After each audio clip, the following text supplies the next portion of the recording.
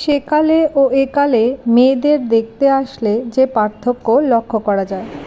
তোমার নাম কি মা? আগে আমার নাম লক্ষ্মী। তা তোমার পড়াশুনো কতদূর? আমি সবে বিএ পাশ করেছি। তা রান্না বান্না করতে পারো তো নাকি? হ্যাঁ, আপনাদের কোনো চিন্তা নেই, মেয়ে আমাদের সব পারে। না, ওই পাড়ার কজনকে টিউশনি পড়াই আর মাকে একটু হেল্প করি, যা, আর তেমন কিছু নয়। তা একটু হেঁটে দেখাও দেখিনি।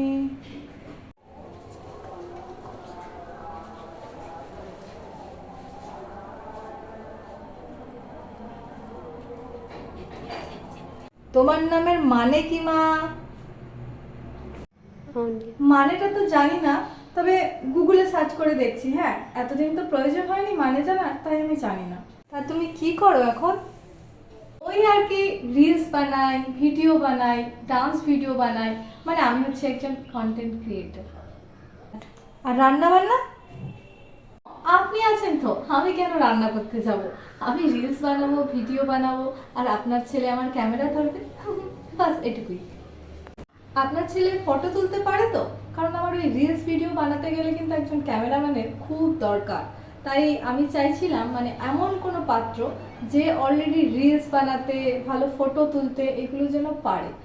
আর আমার কিছু কিছু ক্রাইটেরিয়া আছে, মানে সেটা আমি বাবাকে বলেছি, আপনাদেরকে বলেছি কিনা সেটা আমি এখনো জানি না।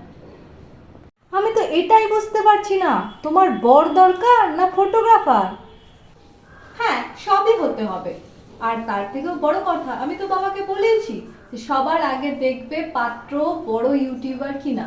কারণ আজকালকার দিনে ইউটিউবারদের যে রমরমা চলছে সেটা আর কোনো প্রফেশনে চলছে না। গভর্নমেন্ট জব তো এখন পাওয়াই যায় না। তো আমি চাই আমার বর যেন বড় একজন ইউটিউবার হয়, তার সঙ্গে তার যেন লাখের উপরে সাবস্ক্রাইবার থাকে।